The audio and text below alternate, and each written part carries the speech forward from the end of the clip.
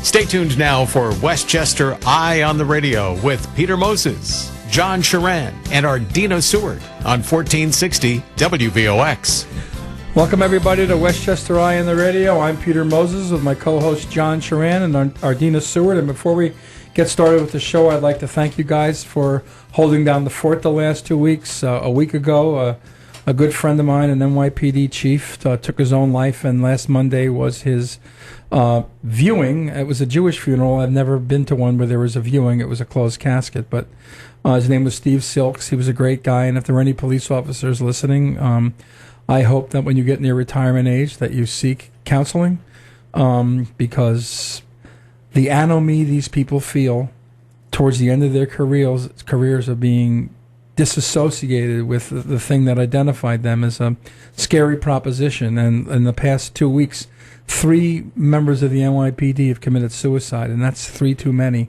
I only knew one of them, but he was a great man. And this is very similar to what goes on when members of our military leave the service. They feel disassociated with everything out there, and it's a very scary thought. Absolutely. Well, and the week before, I missed for a family emergency. No, we understand. And Peter, we were glad to fill in. And, we made sure that we continued our banter going about as we interviewed our guests. But then there was only one liberal and one conservative. And now the balance is back 2-1. Well, remember, you can always love the job, but the job will never love you back. So you got to believe in yourself and, just hang in there. I didn't sleep for nights after this. You are more than the job. You Absolutely. are substance. You are love. You are light. Now we got to morph from that over to something else. We have with us today a guest who is not unknown to the WVOX listenership. Jeffrey Descovic was convicted of when he was 16. He was arrested when he was 16 years old for the killing of a classmate in Peekskill. He spent 16 years in prison, and he didn't do anything. He did nothing but cry at this girl's funeral because she was nice to him, and he felt great emotion for that. Recently, he was released a while back. Recently, he did have something wonderful happen to him, and that is that he graduated law school. Welcome to the show. Thank you for having me. So what is your goal as a lawyer? I have a nonprofit, the Jeffrey Descovic Foundation for Justice, which has as its mission to free other people who are wrongfully imprisoned and to pursue policy changes aimed at preventing wrongful conviction. So we've already freed 7 people in our 6 years, and with the law degree, I have the law degree. Once I get the law license and I'm a lawyer, I intend to represent some of those clients for the foundation. So my dream is to exonerate others as a lawyer and to use the degree to continue to push the policy changes aimed at preventing wrongful conviction and addressing other justice issues. Well, that sounds like a laudable thing. And in the news recently, there's another case that happened 30 years ago. It happened, I believe, in April of 1989. I know the month because I was one of the first reporters working on that story at the New York Post, and that is Central Park 5. The rape and beating of Patricia Miley, who was from Pittsburgh originally, and 5 young men were arrested. A phrase that had not been heretofore known in New York City, something called wilding. It came into the common vernacular. And let's be honest. I work for the New York Post. We were trying to top the Daily News and Newsday every day, and we beat the flames. We didn't beat the flames down. We tamped them up. We tamped up the flames, and we used very elevated language. Donald Trump at the time took out an ad in every New York City newspaper, I believe, including the Times, saying that these people should face the death penalty. And it turned out that I don't think anyone can say that those young men were in that park looking at the flowers that night. They were there for nefarious reasons. But at the same time, they did not rape Tricia Miley. They didn't. And I remember sitting next to her in one of the trials. I sat with her, and she was a really. Did you ever meet her? I have not. Ardina, you ever meet her? No, I did not. A very calm and well-spoken person, but you could see that she was very wounded by all of it, by having her life ripped apart, by being raped and assaulted in Central and beaten in Central Park, and then all the media attention. I mean, I went out to Pittsburgh because she was from that area, and I spent days finding out about her, and I couldn't use her name in the story because we didn't use victim names back then. She identified herself later in stories. But the world that we live in is a really odd place then and now. I don't think it's any better. I don't think it was any better then than it is now, and I don't think it's better now than it was then. I think we live in a world where crime is a very difficult thing to get your arms around, and the truth is sometimes very evasive. And when we come back, we're going to speak more to Jeffrey Deskovic about the aftermath of his arrest and 16 years of incarceration and his freedom, and now his blooming or soon-to-be blooming law career. This is Westchester Eye on the radio on WVOX and WVOX.com. We'll be back after these commercial words and news from Fox News and Fox Business News. We will be right back. Welcome back to Westchester Eye on the Radio, our weekly discussion of issues relating to Westchester and the surrounding area. I'm John Charan, along with Ardina Seward, and thankfully our third member of our triumvirate, Peter Moses, has joined us. And in studio today we have Jeffrey Descovic, or Deskovic, I guess is how we've decided to pronounce it. Jeffrey was convicted and wrongly convicted, I should say, and exonerated after serving 16 years in prison, and has come out and gotten a law degree, and he's decided that he's going to devote his time to trying to help others who have been wrongfully imprisoned. He's created the Descovic Foundation, and Jeffrey, tell us a little bit about how your thought process went when you were imprisoned. Did you decide then and there that you were going to go and become a lawyer and try to make things right for others? That was down the line. Maybe when I had like 5 or 6 years left my last 5 or 6 years. But prior to that, I was focused on just trying to get out myself. Mm-hmm. So in my mind, I wasn't doing a 15 to life sentence, which I had been given. I thought that I was just doing a year or two until the next appeal was decided, which I was confident I was going to win because I was innocent and I still believed in the system. So, yeah. Now, you mentioned at that time you still believed in the system. What do you think about the system now? I think the system now is broken, and that it's broken in ways that are known, and the changes, the reforms that are needed in order to shore up those gaps in the system. I think that they're things that can be put in place, but for the most part, they have not been. And the Deskovic Foundation, how is that going to play into trying to right the wrongs in the system?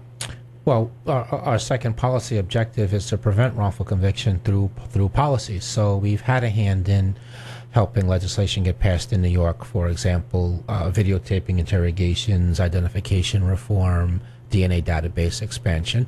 My foundation's part of a bigger coalition group called It Can Happen to You, which I'm an advisory board member of, and we got some changes recently passed in New York. So discovery reform, which pertains to information that is shared from the prosecution and defense, that was passed recently. And last year, the Commission on Prosecuted Conduct was passed. So I got an award for my role in helping the coalition pass that reform, which is the first one in the country, by the way. There is no oversight for prosecutors, and prosecutorial misconduct is a major cause of wrongful conviction. So all those things are examples of how the foundation can prevent wrongful conviction through pursuing these policy changes. How big is the Deskovic Foundation?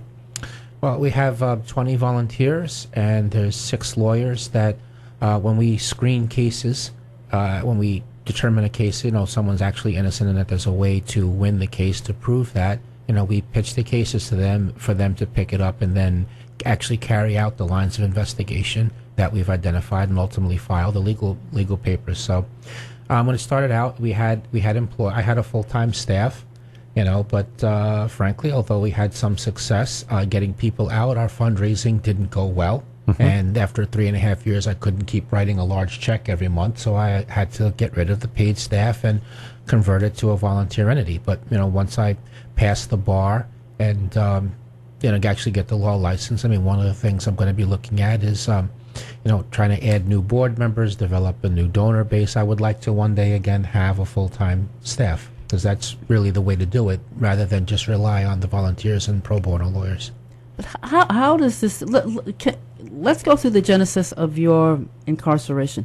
How did that happen? You were 16 years old, presumably without a record. Right, no record. And you were in school. You went to school. You weren't a bad boy. No. Why did? How did it happen? How did you get railroaded into something, into a conviction? Sure. Well, yeah. So the police interviewed a lot of students from the high school, and some of them told the police they might want to talk to me because I didn't fit in with the crowd. I was overly emotional at the wake and funeral, so that was a second factor. So that's how I came onto the police radar.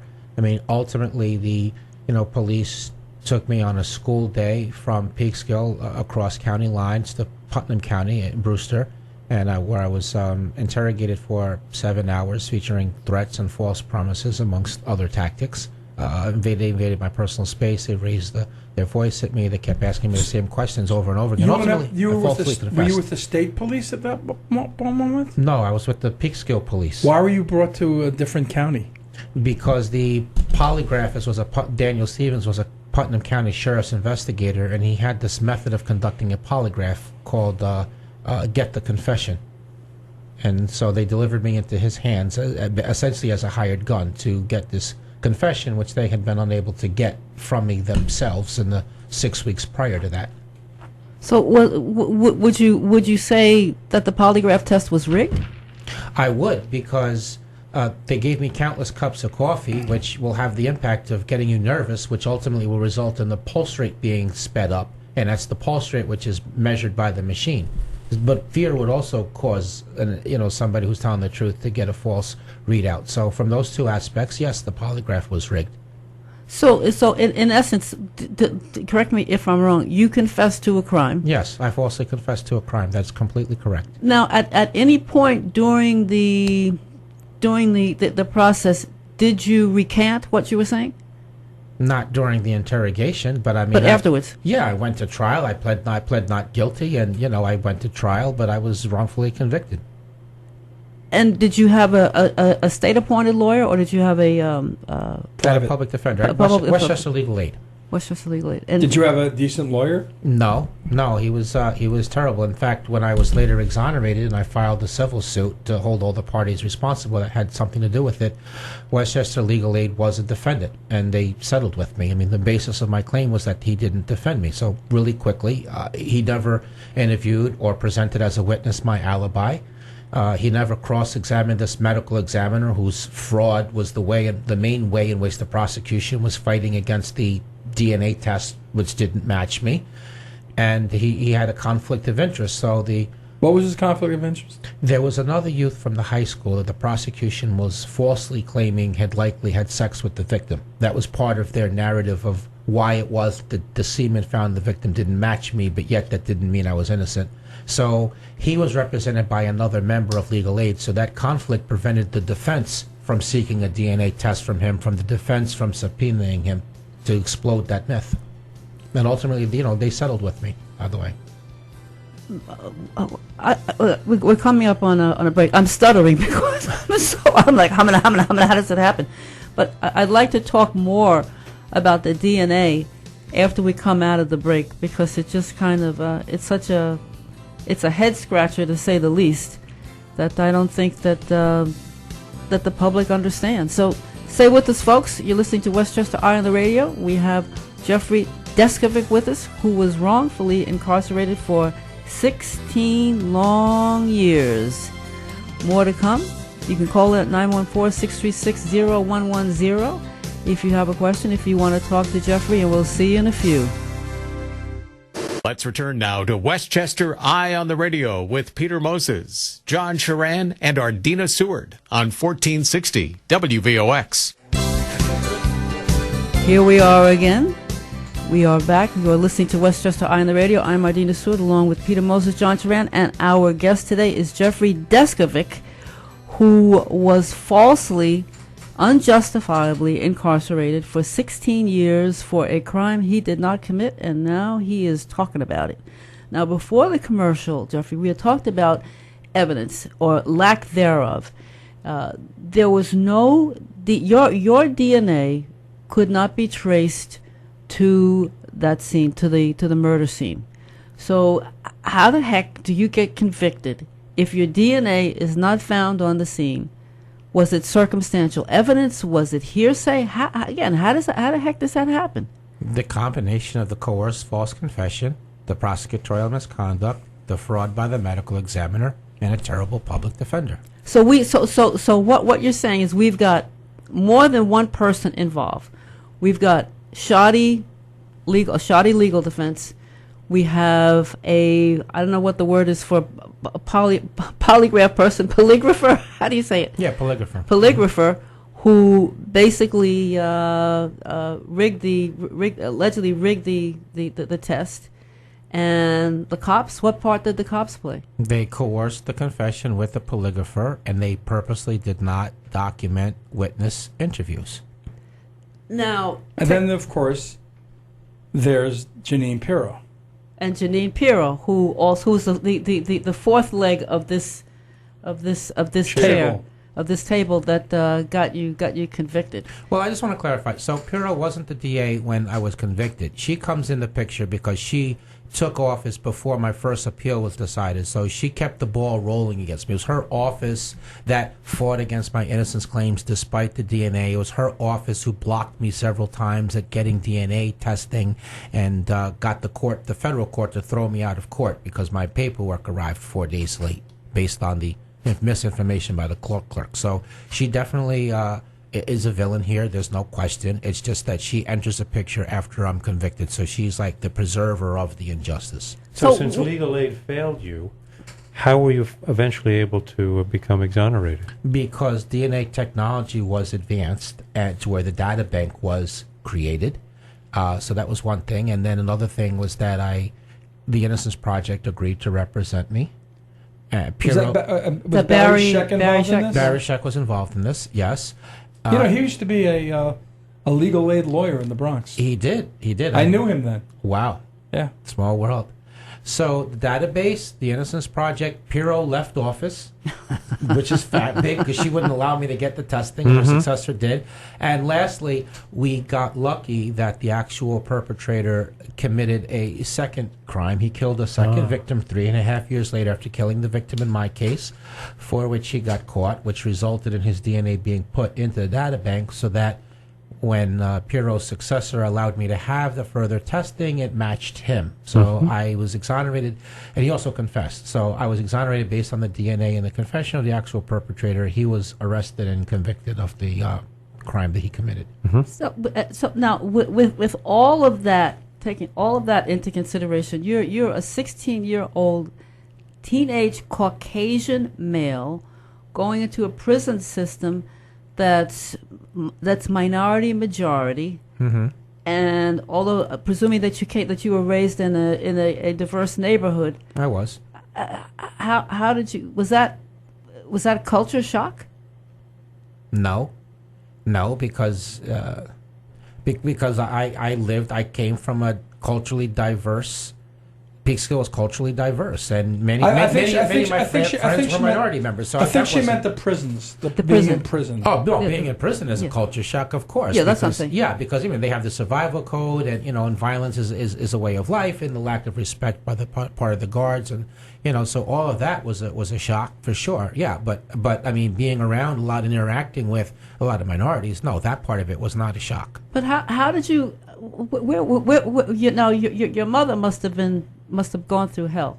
Sure. The agony that she must have suffered. And were you an only child? No, I was the oldest child, though. You were the oldest child, but having to endure that, knowing that your son is innocent, knowing that your son is in jail, that's, they always say that when an innocent person goes to prison, there are two people in prison, the individual and also and also members of his family, psychological prison. Yeah, I would agree with that. So just really quickly to comment on that. So my mother used to tell me that the most difficult part of it was when the visits were over and it was time to go home. And she went home and she had to leave me behind. So how did you? Peter talked early in the beginning of the show about suicide and despair, and about may they rest in peace the NYPD NYPD cops that killed themselves. How did you not succumb to that? Well, a number of things were true at the same time. Belief in God was one thing. Second thing, I mean, again, I did believe that the system worked and I was going to get out in a year or two. I mean, I used to go to the law library, learning the law from the law in the law library. I mean, gave a sense of empowerment and solace. I used to collect articles about other people being exonerated as inspiration to keep going. I used to read a lot of nonfiction books, and I took advantage of the limited education opportunities that were in prison. So I got the GED and associates and a year towards the bachelor's before funding was cut, and I did other vocational programs. And you try to normalize the madness. It's not the prison warden, it's the superintendent, right? And it's not going to your prison assignment in the morning or the afternoon. It's I'm going to school or I'm going to work. So I had, in 1997, the Elmira allowed the prisoners to have TV in the cell, so I bought one. And the game I played with myself is that, when I would watch certain programs every week, I wasn't really watching TV. I was visiting with friends, and I engaged in this elaborate delusion. When I would play basketball or ping pong or chess, I pretended that I was a professional player. And so was everybody else, and the people waiting for next on the sidelines was the audience. But it was not really on the level of kids fantasizing and being a professional athlete when they're a kid. This was more on the level of a defense mechanism. Like my mind couldn't deal with being in the prison that long, so I needed to escape, albeit this delusion, for a couple of hours. When you spent so much of your formative years in prison. I mean, Yes. The things that normal kids do. They learn to drive a car. They go to the prom. They graduate from high school. I know they finish education at traditional age. Yeah, right. So with that gap, I mean, we're talking about a 16-year gap. You didn't get out until you were 36 years old, correct? 32. I was in prison from 17 to 32. That was the formative years. You are completely correct. So how were you able to make up for that void if you did? How have you been able to compensate since you got out of prison to lead what we would term a regular, normal life? How did you socialize yourself, re-socialize yourself? Okay. Sure. So, I had to learn a lot of things. I had to figure a lot of things out on my own. And, I had different people help me with a lot of things. I mean, one person would appear, help me with one minor thing, and then disappear. But then another person would show up and do the same thing. And so I kind of mixed and matched and did everything, in order to get to the point where I was now. So really quickly, I lived on my own for the first time. I mean, I had to balance a budget, pay bills. I got the driver's license. I had to learn how to go shopping. I did therapy for 4 hours a week for 6 years, to readjust. I had to learn technology, and the more I did that, the more tied into the world out here I did. So all of those, and then of course, the advocacy work is very cathartic and very healing. So that's an aspect of things. How did you end up paying for law school? Loans, or you were given scholarships? Neither one.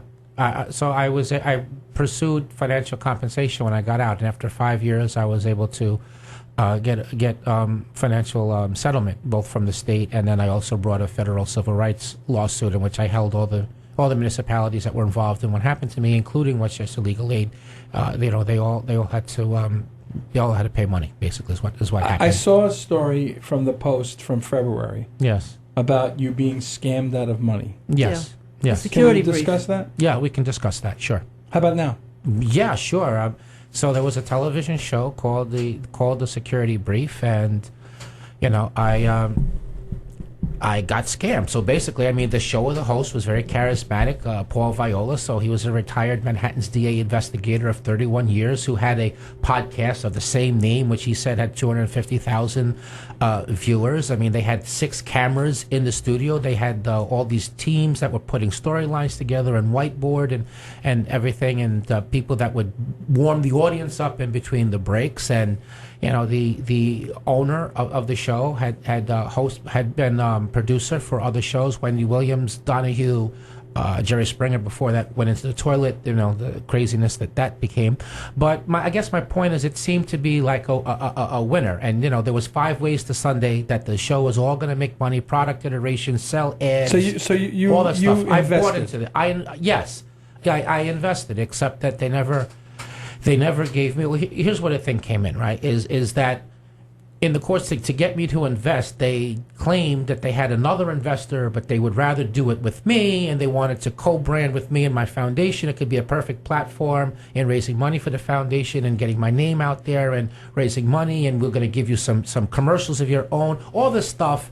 But then, because they wanted to do it with me instead of someone else, supposedly this other investor decided to back off, and now I'm going to leave them in a worse position. Where is your legal position right now with this? Is that we just found we're trying to serve them with the complaint. They've been hard to find. Yeah, and for the record, I worked for that show. I shot a segment and never got paid. So a lot of people that worked for them. I have to tell you, I didn't know Viola. The only Viola I ever knew was Frank when he was a pitcher. Yeah, for the Mets. They're scammers. Sweet music. They're scammers.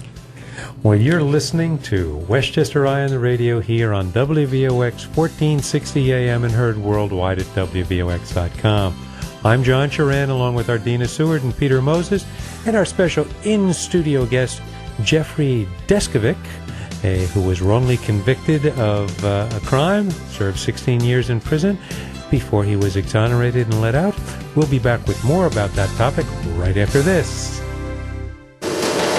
1460 WVOX. Let's return now to Westchester Eye on the Radio with Peter Moses, John Charan, and Ardina Seward on 1460 WVOX.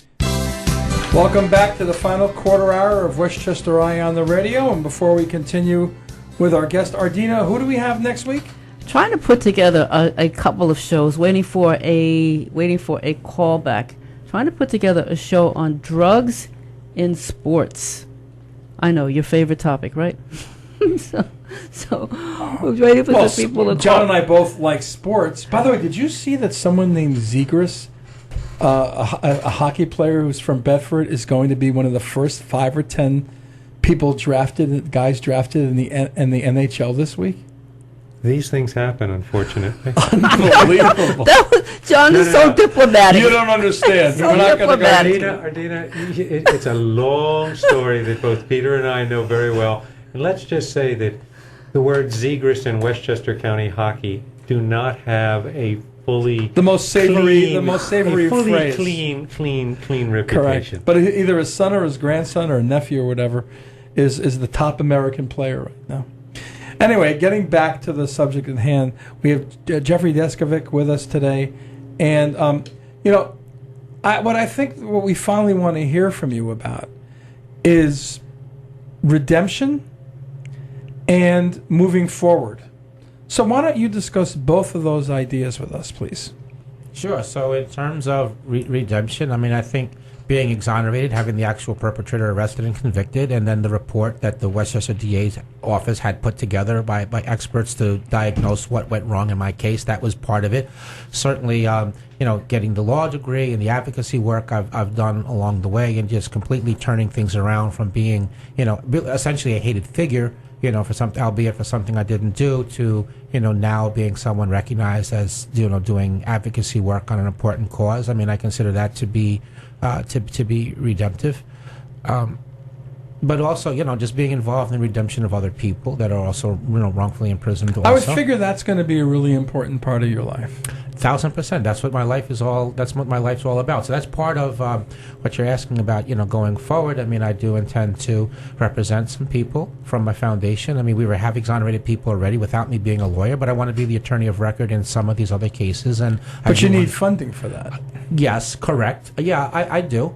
Well, we need funding. We need funding to hire other people. But I can handle 1 or 2 cases myself, and I'll that I can do on my own. But I also want to do some of the civil suits, also the compensation cases afterwards, and So, I mean, those things are on the horizon. Other things, I mean, down the line at some point, and Ardina and I kind of talked about this off air previously. I mean, if the right deal comes around, I do have a book that's 95% written, so I would like to have that published, and then derivative products. I mean, from a book, a movie, maybe a docu-series, maybe when I get the law license soon, maybe there could be a place for me on television to do a little bit of commentary as when are you taking as a the bar? sideline. July 30th. Are you studying? Yes, I am. Because New York State's not such an easy bar. That's true. I mean, we have the JFK took Junior took 3 times. I've heard of a lot of people failing, so I'm definitely I am fearful of the test. I'm not going to lie about that, but I am studying a lot and preparing. And look, that was how I was in law school. I was never confident. I was always pulling my hair out. I was always sure I was going to fail everything, and I over prepared, and I got through. I graduated, so I'm hoping that history can repeat itself. But I definitely don't take it for granted. How do you when you encounter police officers, which Yes. we all do on a somewhat regular basis, Yes. and they hear your name, Yes. how do they react to you, and how do you react to them? Sometimes, well, the easy times are when they don't recognize it, and then it's just like any other police-civilian interaction. Other times they do react, and they do recognize my name, and some of them are friendly, and once in a while they're not. Did you ever? I used to be fearful on seeing them when I first got out. I would imagine so. But after a couple of years, I mean, I overcame that. And just quick fun fact, real quick, is I'm certified in New Jersey as an instructor in police academies, where they bring me in where the new classes of soon-to-be police officers towards the end. And that's part of the ethics, and I share best practices in terms of what are the causes of wrongful conviction, and so that they can voluntarily apply those. And if the wrong person is not arrested and the train doesn't pull out the station, that's the philosophy with that. Have you seen the cops who essentially railroaded you into confessing post accident? You have seen them. Yeah, well, I've seen them within the context of being just across them. It's like we're across the table right now, but that was during depositions. It wasn't that I encountered. You don't live in Peekskill anymore. I don't live in Peekskill anymore, no. But I do go back sometimes to visit, and I do interact some with the community there. But I've never seen them on the street or in some restaurant or some other public place. No, that I've never done. But they never reached out to you to say that they felt that they made a mistake, or that they were sorry, that they were. They never did. And you haven't been invited out to dinner by Ms. Pirro?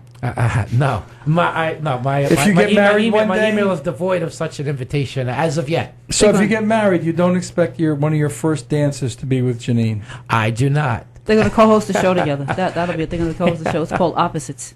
Yeah. Back when she was before she was district attorney, when she was one of the chief ADAs, I used to get calls from her every couple of weeks with juicy Westchester stories. She was a very good source for me, and I've never had a cross word with her. At the same time, she likes controversy. Mm-hmm. Well, I want to say though, my case is not the only Westchester wrongful conviction case she's been involved in. Keon Katibi was exonerated, and that was her case. Selwyn Danes was recently exonerated. She had prosecuted him. Her office had prosecuted him before. So there's other injustices that she's been involved in. Which raises the question, and I know you're not a statistician, but what percentage of I was waiting for this question. Of prisoners would you say are wrongfully incarcerated? Yeah, sure. So there's 17 people that I did time with that I knew in prison were exonerated either before me or after me.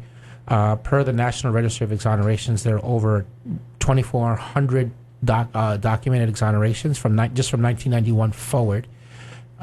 So when you look at when there's been forensic fraud, thousands of cases affected, or even just like one detective, say Scarcella in Brooklyn, for example, where 13 people were exonerated from one officer. Lou Scarcella, yeah. You know Lou Scarcella, Peter, right? No. I know Lou Scarcella ran the Polar Bear Club. Then I guess I didn't know who it was. Lou was the short guy that used to wear that big furry hat. Anyway, I'm getting. But the point though is 40, 50, 70, depending on what news account you read, of his case is being reviewed. So I think that the percentage is 15 to 20%. Your website says that there's 120,000 wrongfully convicted people in prison today in the United States. Yes, there's articles there's articles to support that. There's also a Wayne State University study which says that they estimate that 10,000 people are wrongfully convicted each year. Now, the organizations that are defending wrongly incarcerated prisoners, is that increasing? I know Barry Scheck started out, it was Barry Scheck and Friends, and now it's morphed into a larger organization. So is there hope going forward that more places will become prisoner advocates? Yeah, there's organizations that are popping up, a couple, one or two every year. I mean, Uncuff the Innocent was a recent one, but even more than that, and you're right, there are those organizations, and they're all part of the collective, which is referred to as the Innocence Network. But aside from that, and perhaps an even more important factor, is that there's a lot of individual attorneys or law firms that are getting involved, and a lot more people are being exonerated that way, because most of the innocence projects are what I call DNA centric. So, in other words, they'll only take on a case if there's DNA, which is only around in 5 to 12% of all serious felony cases. But, the non-DNA cases, although harder, they can be won. There's actually 4 times the number of exonerations in non-DNA cases than there are DNA cases. And so I guess my point is that all the lawyers that are being inspired and getting involved, I mean, it's leading to more people being out. And I do think that there's kind of a ripple effect. I think each person that makes it out makes it a little bit easier for the next person, because judges are more willing to entertain, actual innocence claims or claims of newly discovered evidence. And before, I mean, not so much. The main thing before used to be, it's whether you have the facts and law on your side is only half the equation. Is the judge going to objectively consider it, or is this just going to be rubber stamped and denied? And I think that with the influx of undocumented, that's adding even another layer to incarcerated people and having to prove their innocence. Because now you may be dealing with somebody who's indeed committed a crime, but then you have to deal with the fact that that person is undocumented, and how do you deal with those laws? Yeah, but just that's not, just to be clear, immigration is a different issue than wrongful conviction. When we talk wrongful conviction, we're talking about people incarcerated for crimes that they're innocent of. That's separate and distinct for people that are immigrants that come in the country and are detained. That's a different issue. No, but I'm talking about an undocumented person getting charged with the crime that they didn't commit. Oh, sure. That still factors into the... No, I agree with you. Yes, and in that case, language can play a role, because often they don't speak English. Right, that's what I'm saying. That's your point. I agree with you completely. That's what I'm saying. That's what I'm saying. Yes. Well, it's been an interesting show today. We're going to be off the air in about a minute and a half. I think the only question I have left for you is, how come, or have leading members of the legal community in New York, such as lawyers that we mentioned before, like Ron Kuby and some of the other name brand attorneys, have they reached out to try to help you raise funds for your project? They have not. Who has? Anybody? Michelle Malkin has. Really? She joined the board, actually. We're going to do an announcement, but Michelle is great. She's a Fox News analyst. She is, but she did a documentary called Railroaded Surviving Wrongful Conviction. But my point is that she's not enough, though. No, she's not. And no one person I'm curious about these name brand lawyers, because I talked to you before about my thoughts about some of these guys, and I hate the fact that I'm right about the fact that all talk and no action. Well, anyway, we need help, so we're accepting help from all comers. So. All right. Well, we're going to be signing off for the week. This is Westchester Eye on the radio on WVOX, WVOX.com. Jeffrey Deskovic, thank you very much for being on the air. And everybody, we'll be back next week, hopefully all of us.